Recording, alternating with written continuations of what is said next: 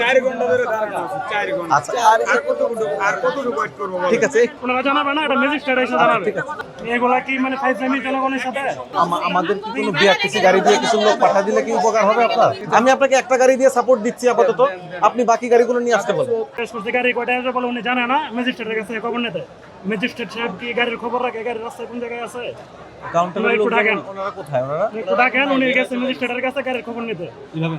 উনি এটাই বলে গেছে। উনি যেটা বলছে, আপনি ম্যাজিস্ট্রেটকে এভাবে বলবেন যে ভাই একটু ডাকেন তো দয়া আমি করে। স্যারকে ওইটাই রিপ্লাই করছি, উনি যেটা বলছে। ঠিক আছে অসুবিধা এনারও 100 জন লোক আছে, ঠিক আছে? মহিলারা দাঁড়ায় আছে, মহিলারা তো এতক্ষণ দাঁড়ায় থাকতে পারে না। ওনারা আনসার হচ্ছে, আপনি জানেন খবর, উনি জানে না। এদিকে হচ্ছে দিচ্ছে না। আর গাড়ি বের হয়েছে, আমরা আসার পর 3টা গাড়ি, প্রায় 150 মতো সিট গাড়ি বের হয়েছে জায়গা থেকে।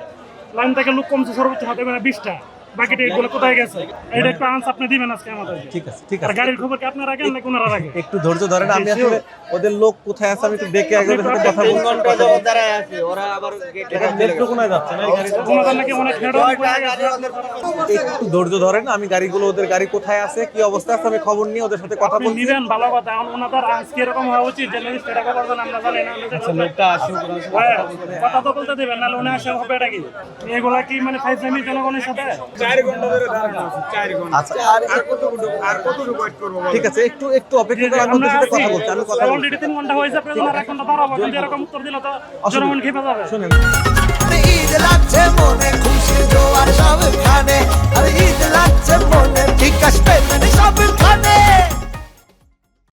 যদি ওদের গাড়ি না থাকে, ওরা যদি বলে যে আমাদের গাড়ি নাই, আমরা সরকারি বিআরটিসি গাড়ি দিয়ে আপনাদের পাঠাই এই দেব, কথা কি অসুবিধা নাই ওনারা তো? জানাবে না? ওনারা অসুবিধা নেই। বলছি যে আপনাদের যে গাড়ি নাই, আপনি একটা হ্যান্ডমেক দিয়ে জানিয়ে বলেন। দিতেন, আমরা চলে যেতাম ব্যবস্থা করে। ঠিক আছে। ওনারা জানাবে না, এটা ম্যাজিস্ট্রেট এসে জানাবে। ঠিক আছে একটা গাড়ি আসছে কিছুতে ঢুকবে 48 টাকা সেগাই বলবে।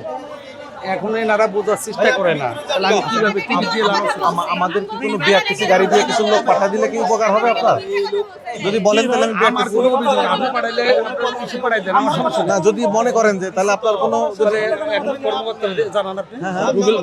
রুবেল আছে, শ্রমিকের নেতা রুবেল। না, এটা আপনি কথা বলেন, কারণ লোকগুলো তো দাঁড়ায় আছে প্রায় 3-4 ঘন্টা ধরে। যদি আমার কাছে গাড়ি আছে, আমি গাড়ি দিয়ে পাঠাতে আপনি যাকে খুশি তাকে ফোন দেন, অসুবিধা নেই। আমি বলি আইন ভিতরে আইন সব সমস্যা নাই, আপনি দাঁড়ান।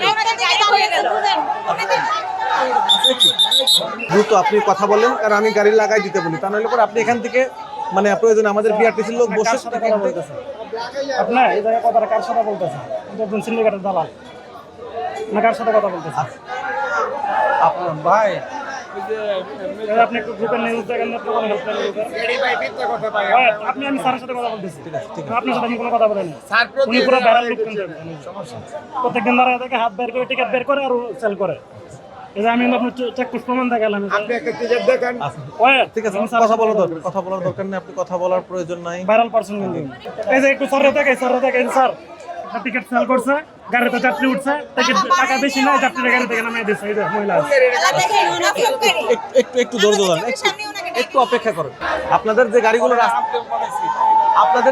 রাস্তায় দ্রুত এখানে চলে আসতে বলেন। গাড়িগুলো রাস্তা থেকে যেন ঘোরায় না, এখানে চলে আসতে বলেন দ্রুত, ঠিক আছে? আমি আপনাকে একটা গাড়ি দিয়ে সাপোর্ট দিচ্ছি আপাতত, আপনি বাকি গাড়িগুলো নিয়ে আসতে বলেন। আর গাড়ি লাগাই দিতে বলেন, যদি কোনো গাড়ি এখানে থেকে থাকে গাড়ি লাগাই দিতে বলেন।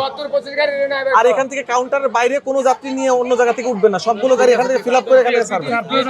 হ্যাঁ, আমরা সবাই বাড়ি যাব, আপনাদের একটু অপেক্ষা।